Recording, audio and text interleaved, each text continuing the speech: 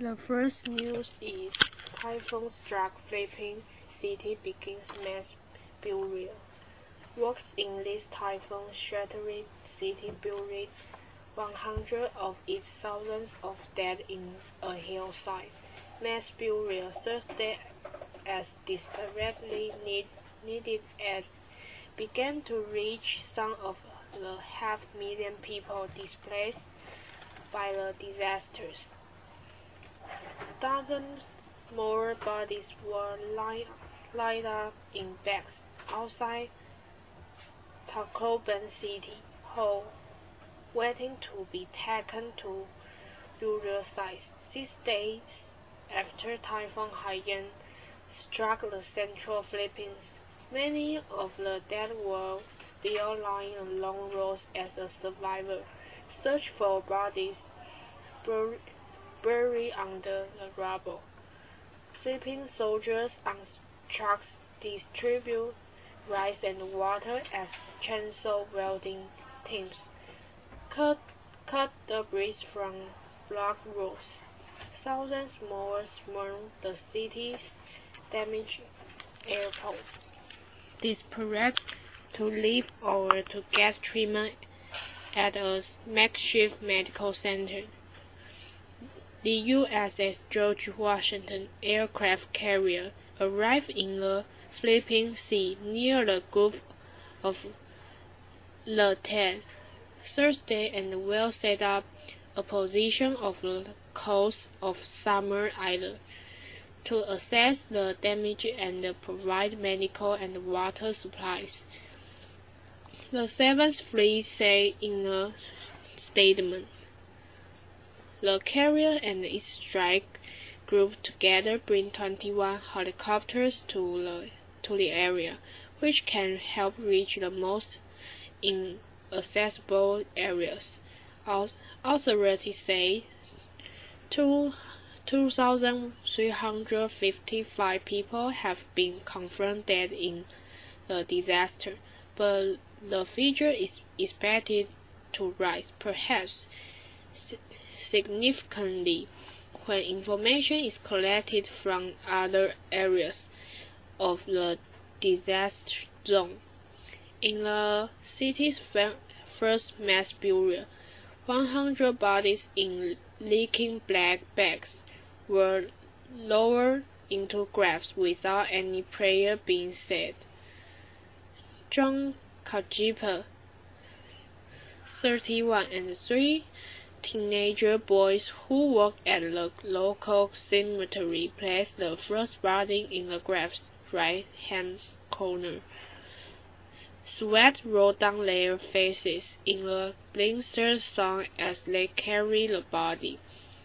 The second body followed 2 minutes later, carefully placed alongside the first, and so on, until scores of bodies, all unidentified, filled the grave. I hope this is the last time I see something like this, said Mayor Alfred Romualdez. When I look at this, it just reminds me of what has happened from the day the storm hit until today. Officials said efforts had been made to identify the bodies, so families have a chance of finding out what happened to their loved ones in the days and weeks to come. It was not immediately clear whether this included DNA testing. In addition to the USS George Washington, about a half-dozen other U.S. ships, including a destroyer and 2 huge supply vessels, are already in the area, along to 2 P-3 aircraft that are being used to survey the damage from the sky so that planners can assess where aid is most needed.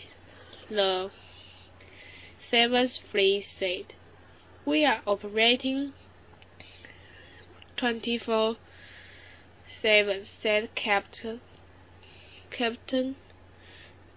Cassandra Giseki, a spokeswoman for the Marines, who have set up an operations hub near Manila's international airport. "We are inundated with flights," varies amongst the UN humanitarian chief who toured Tacloban on Wednesday, said some 11.5 million people have been affected by the typhoon, which includes people who lost their loved ones, were injured, and suffered damage to their homes, business, or livelihoods. The situation is dismaying. Tens of thousands of people are living in the open, exposed to rain and wind, she told reporters in Manila on Thursday. It had been slow to reach the 545,000 people displaced by the storm that tore across several islands in eastern Philippines last Friday. Most of the casualties occurred in the Te province, its capital, Tacloban, and Summer Island. Many bodies are still lying along the roads in the city, and others are buried under debris. She said the immediate priority for humanitarian agency over the next few days is to transport and distribute high-energy biscuits and other foods, tarpaulins, tents, clean drinking water, and a basic sanitation service.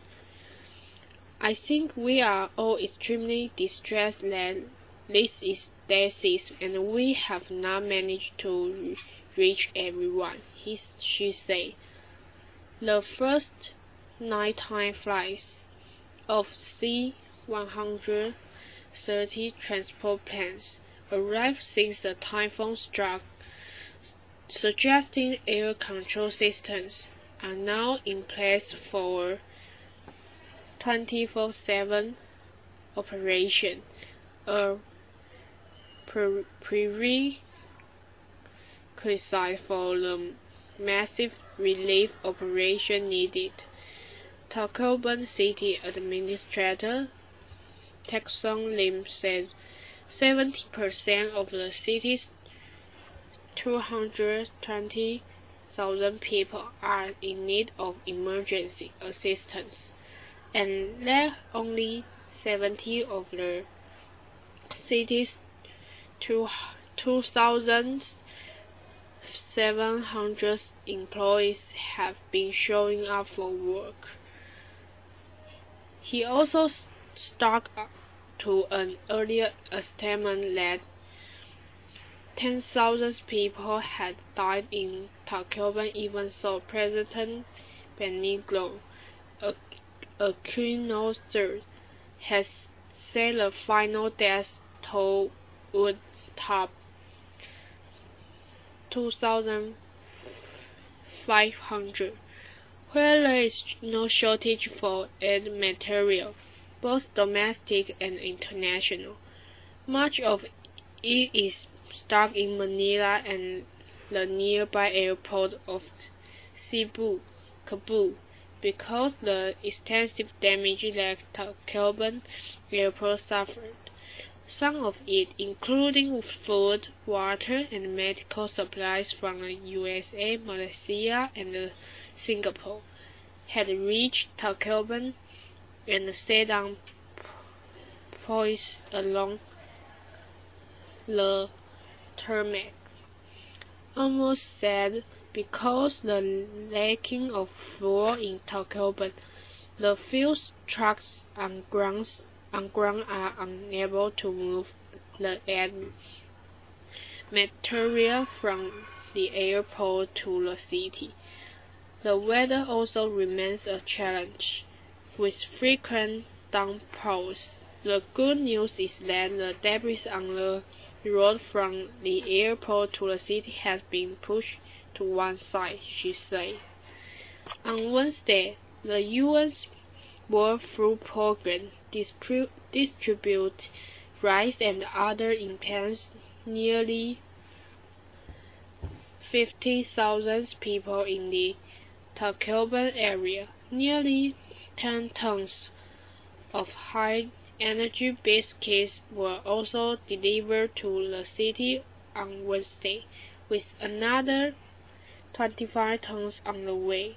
Philippine Energy Secretary Jericho Patilla said it may take 6 weeks before the first typhoon hit towns get their electric power back.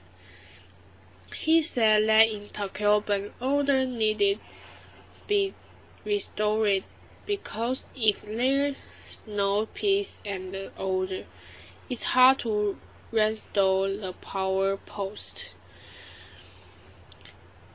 He said army troops had fired shots Wednesday to drive away a group of armed men who approached a power transmission substation in the Tet province. The unidentified men fired back then fled.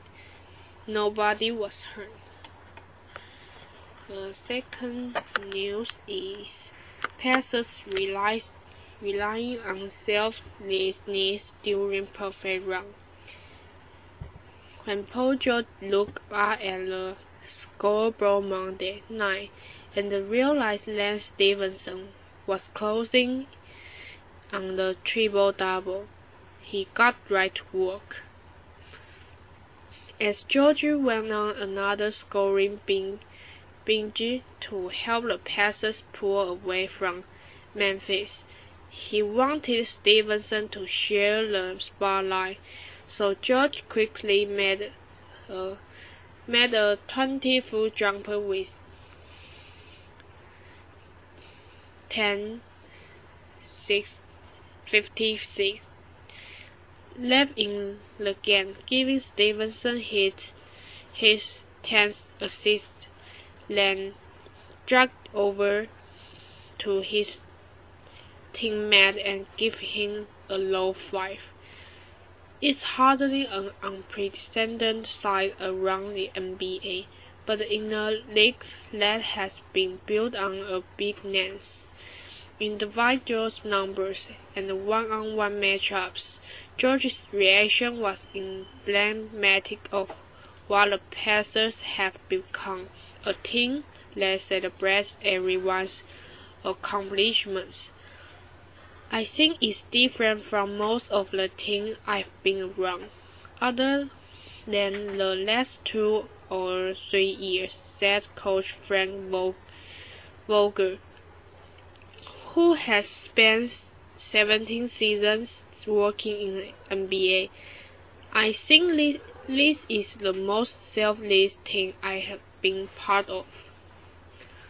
While the NBA's last unbeaten team has cobbled together is a perfect mix of productivity, stability, and camaraderie. 4 of Indiana's 5 stars are average double figures, led by George and Stevenson. Fans have already been serenading George with a chance of MVP, and Stevenson has made no secret he wants to become the next Indiana player to earn the league's Most Improved Player award. George won it last season. Center Roy Hibbert is on the cusp of joining the double-digit club, averaging 9.9 points, but he's more exciting about the leading NBA in blocks for his goal is to win the league's Defensive Player of the Year award. Power forward David West, Indiana's inspirational leader, might have gotten more money in free agency last summer, but decided to stick around to make a title run with his pals. And guard George Hill is continuing to develop his ball handling skills as he becomes a more consistent scorer. Add all of that to a vastly improved bench that is only going to get deeper when Danny Granger returns from a strained left calf, perhaps as early as next week. Plus, the league's #1 defense, and it's obvious why the Pacers could become the NBA's first team to go 9-9 against 0 since the 2002 and until 2003 Mavericks, according to STATS that played together. I think we just built the chemistry over the years, George said Wednesday following a rare early season practice. I think we always wanted to pull off one another before, but we didn't know how to do it. As the years went on and our core stayed together, it's helped. Now, when guys come in, they understand how tight we are and how they'll well fit in. It's no fluke. When Larry Bird started transformation the Pacers from playoff outsider into title hopefuls, he wanted to build around a group of players who worked relentlessly at improving. He wanted guys who were comfortable filling roles and could embrace a style that would appeal to Indiana's purist basketball fans. Most of all, he wanted guys who were simply committed to doing whatever it took to win. The results have been impressive.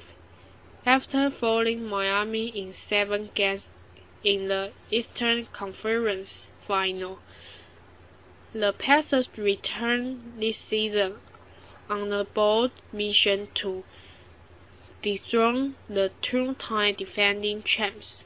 So far, so good. On Monday, Indiana completed a 5-game sweep in 7 days, something Vogel noted he had never before experienced. The Pacers returned to action again this week with another back-to-back. Friday at home against short-handed Milwaukee and Saturday at Chicago against a hobbled Derrick Rose hamstring. The quick start, the best in franchise history, has already given the Pacers a leg up. They lead the Bulls 3-3, who they beat last week, by 4 games and have a 3-game cushion over the Heat. Those numbers don't mean much to these passers. We've really not playing for the streak of our being undefeated, George said. We just want to win every night. He doesn't believe Indiana's approach is all that different from the rest of the NBA. He points out that his trio of LeBron James, Dwayne Wade, and Chris Bosh likes to celebrate when others play well and let other teams do the same thing. The Pacers have just taken it to a different level. We want to see our teammates do well. We want them to eat, Heber explained. And Indiana is hungry to do even more. We talk about it every day at every film session, Vogel said. We make sure that guys are playing for each other. We always say that when you have the basketball, you've got to think pass, and when you don't have the basketball, you've got to think score. It's negotiating through screens and playing defense and winning together. The third news is Boston gangsters faces life in prison in killings. Gangster James Whitey Boger has heard from the families of some of the people he was convicted of killing. Now he will finally hear his punishment. Boger, 84, faces a sentence of life in prison after being convicted in a string of murders in the 1970s and 1980s, as well as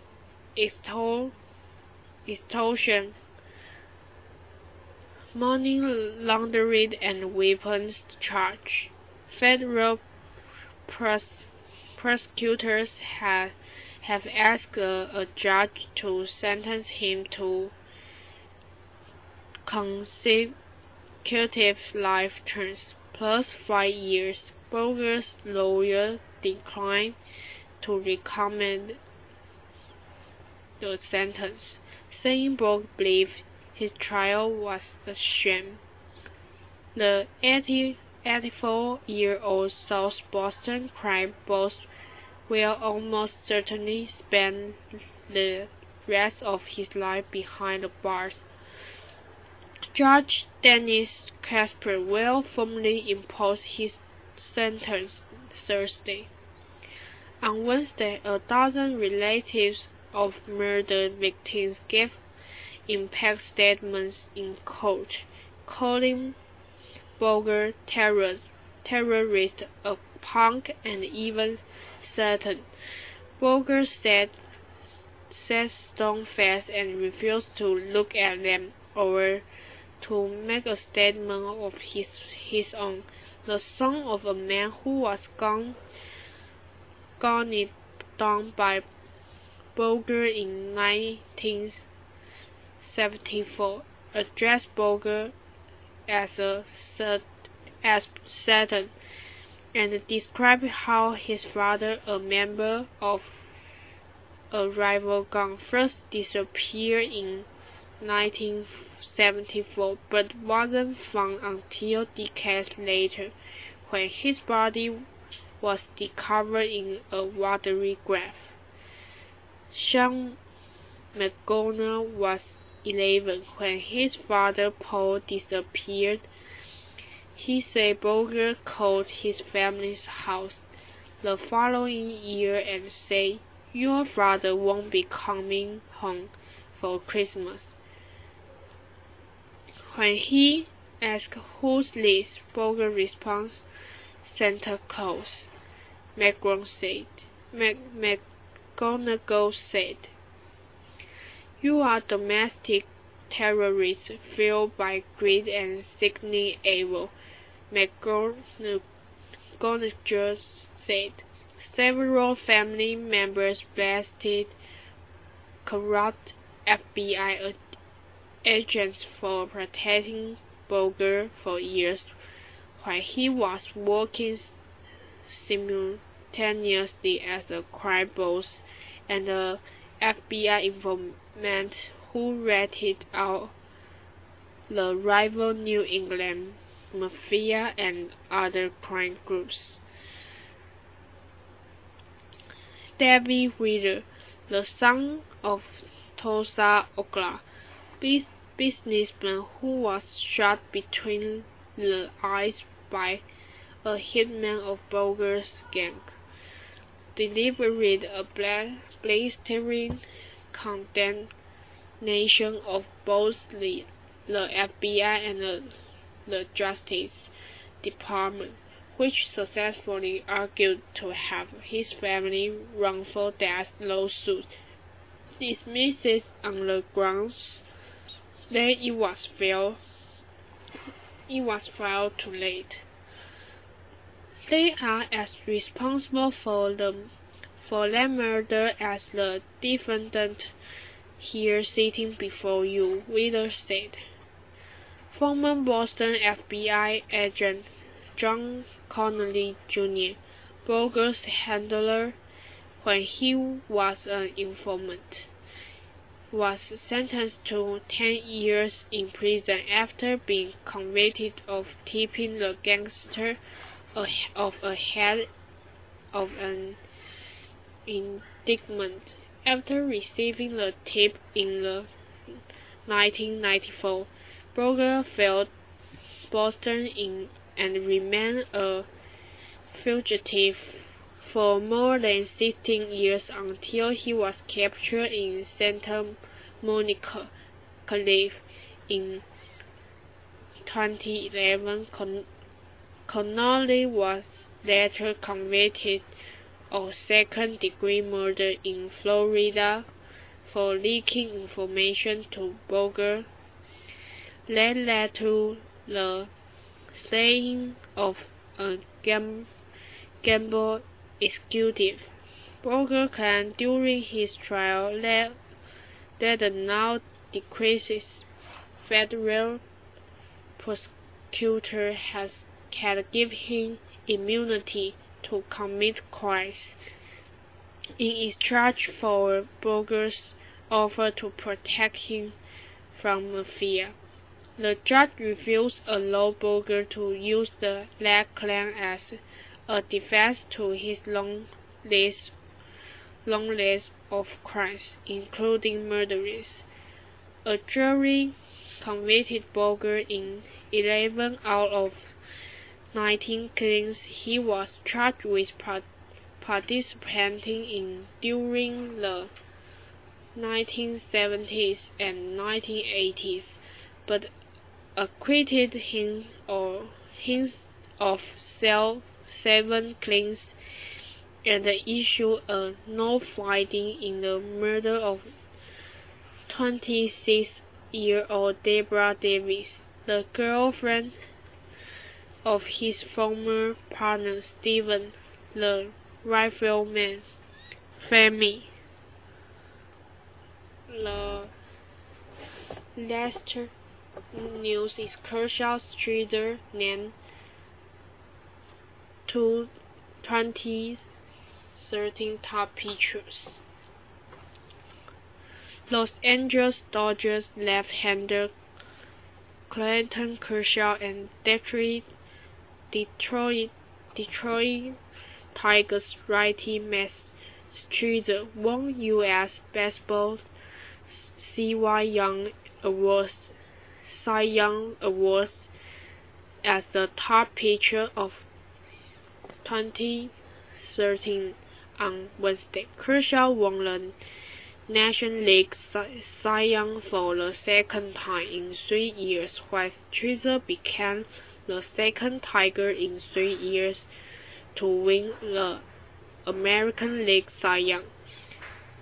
Both were overwhelming choice choices following their outstanding 2013 seasons. Scherzer, the major league leaders, with 21 wins, received 28 of a possible 30 first-place votes to easily outdistance the Japanese duo of Texas Rangers right-hander Yu Darvish and Seattle as Hisashi Iwakuma, having emerged as the ace of formidable Tigers staff that also contained 2011 AL Cy Young winner Justin Verlander. Scherzer enjoyed a career year to help Detroit reach the American League Championship Series for a third straight year. He won 13 straight to open the season and finished with 21 against 3 record. Scherzer added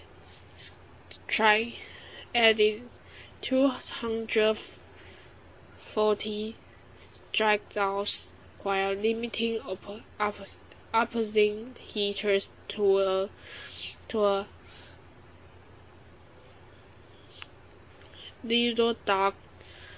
.198 average, second to Darvish for the AL lead in both categories. Scherzer's 203 total points were more than twice that of runner-up Darvish, who posted the highest finish by the Japanese hurler after receiving 19 score-place votes and 93 points.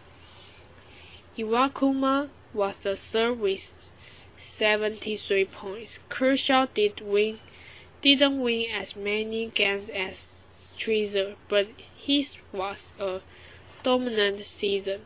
He captured a third straight Nation League earned run average title with an MLB best 1.83 mark, led the NL in strikeout with 232 and finished with a 16 against 9 record for the Dodgers, who won NL West Division.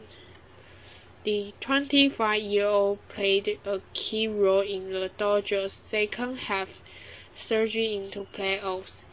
In 13 outings after the All-Star break, Kershaw went 8 against 3 with a 1.59 ERA and struck out 93 hitters. Kershaw joined some very select company in Dodgers history. Prior to Kershaw's win this year, only Hall of Famer Sandy Koufax had earned the honor more than once in team history. He earned 2,007 of a possible 2,010 points in his landslide victory. St. Louis' Adam Wainwright received the other first-place vote and accumulated 86 points, 20 for more than Miami's Jose Fernandez, the 2013 National League Rookie of the Year.